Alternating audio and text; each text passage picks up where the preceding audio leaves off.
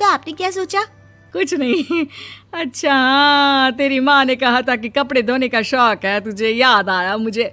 शौक शौक बोलकर कपड़े धोने वाले मेरे जुनून को कम ना आके सासू माँ, कपड़ा धोना मेरा गुरूर है।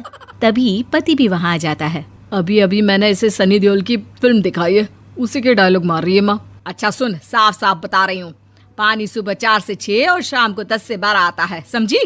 विभा टाइमिंग सुनकर हैरान हो जाती है। ये क्या भूतों का मोहल्ला है? सुबह 4 बजे उठकर कौन कपड़े धोता है? 4 बजे टंकी में पानी जाता है, फिर सारा दिन धोना ना, किसने मना किया? अरे कैसी बात कर रही हैं? 200 लीटर की टंकी में कितने कपड़े धो लूंगी मैं? सुबह ही उठ जाऊंगी मैं। अब क्या था, विभा सुबह 4 से लेकर रात के 12 बजे तक कपड़े ही धोती रहती। एक रोज सास पड़ोस से निकलकर कहीं जा रही होती है कि साथ वाली कहती है, हाँ कल्लू की माँ, जरा ये बताओ कि 2 साड़ी है, 2 ब्लाउज और एक पेटीकोट और एक नाड़े वाला लंबा कच्छा। हाँ तो?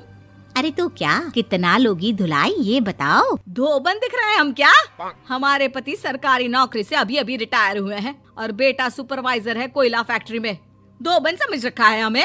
हाय रे कल्लू की अम्मा, माफ कर दो, वो तो मोहल्ले में यही सब बता रहे थे कि तुमने बहू को कपड़ा धुलवाने के काम में लगा दिया है। सास को पड़ोसन की बात सुनकर गुस्सा आ जाता है। वो घर पहुंचती है जहां घर के बाहर ही इतने सारे कपड़े सूख रहे होते हैं जितने कि किसी धोबन के घर पर। अरे ओ कल्लू की दुल्हन, बाहर निकल।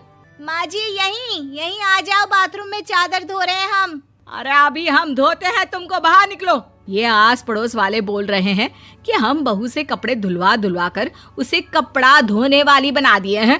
अरे छोड़ो ना माँ जी, किन लोगों की बातों में आती हो? आस पास के लोगों का तो काम ही होता है कि वो किसी तरह सास बहू को लड़ा दे।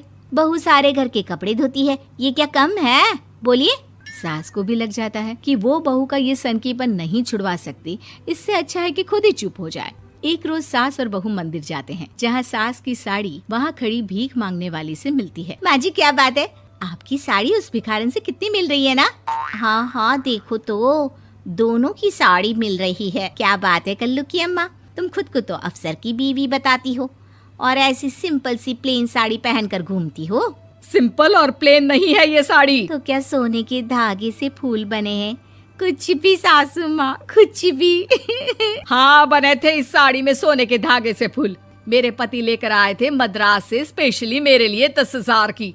ताहे भाई साहब इस भिखारन के लिए भी सेम टू सेम साड़ी लेकर आए होंगे 10,000 की।